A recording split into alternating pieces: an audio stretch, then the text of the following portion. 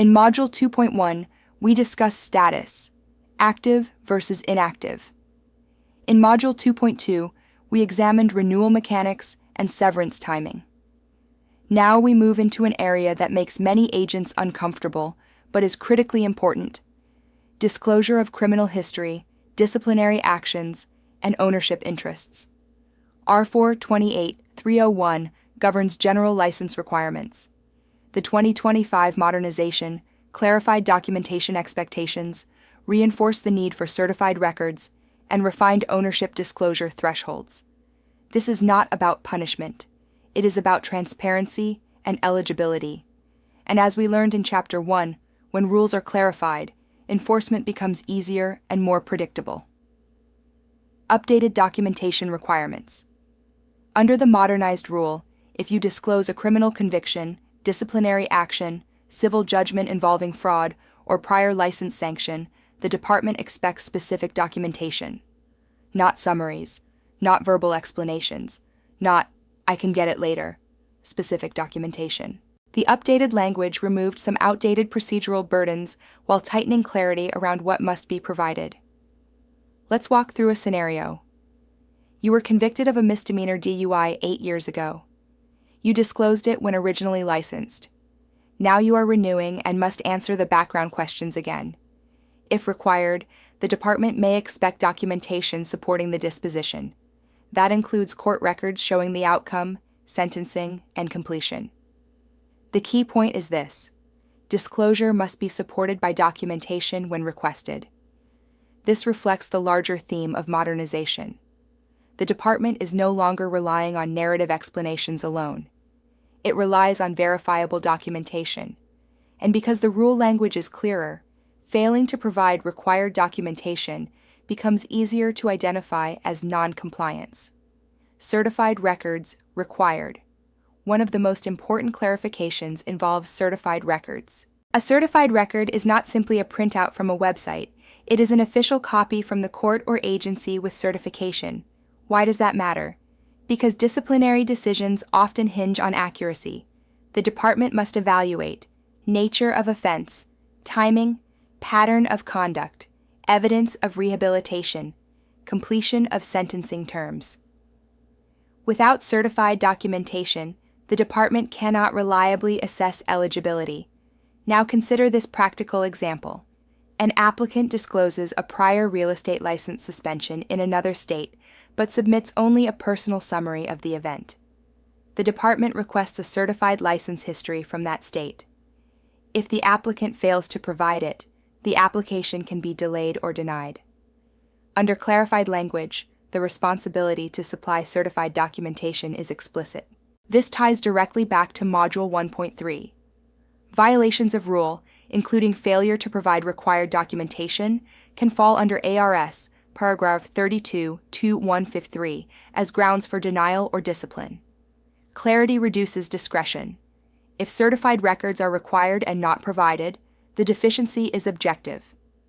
10% ownership disclosure. Threshold changes. Now we move into an area that affects brokerages and entity license holders directly. The modernization clarified ownership disclosure thresholds, particularly around individuals holding 10% or more beneficial interest or ownership in an entity. Why does this matter? Because individuals with significant ownership influence can affect brokerage operations, financial decisions, and compliance practices. Under clarified language, any individual who holds at least a 10% ownership interest in an entity applying for licensure must meet disclosure requirements. This ensures transparency regarding who controls or materially influences a licensed entity. Imagine this scenario. A brokerage is structured as a PLLC. A silent investor owns 15% but does not actively manage operations. The brokerage submits its application but does not disclose the investor's background. Under clarified ownership thresholds, that omission becomes a compliance issue. Ownership matters because control matters. The department must ensure that individuals with meaningful influence meet eligibility standards, including disclosure of criminal or disciplinary history. This aligns with the public protection mission of Title 32. How this reflects the 2025 enforcement shift. Let's connect this to Chapter 1. The overhaul was about clarity, statutory alignment, and enforceability. In the past, agents might have believed that older offenses were irrelevant or that partial disclosure was sufficient. The updated rule structure makes expectations more precise. Disclose fully. Provide certified records when required. Ensure ownership interests meet threshold transparency. Less ambiguity equals fewer defensive arguments. And remember something important. Disclosure itself is not disqualifying. Failure to disclose is. Arizona law focuses heavily on honesty and integrity. Many applicants with prior offenses are licensed after proper disclosure and review. But non-disclosure or incomplete disclosure is often viewed more harshly than the underlying event. This reflects a broader legal principle seen in professional licensing cases nationwide. Integrity in the application process is foundational.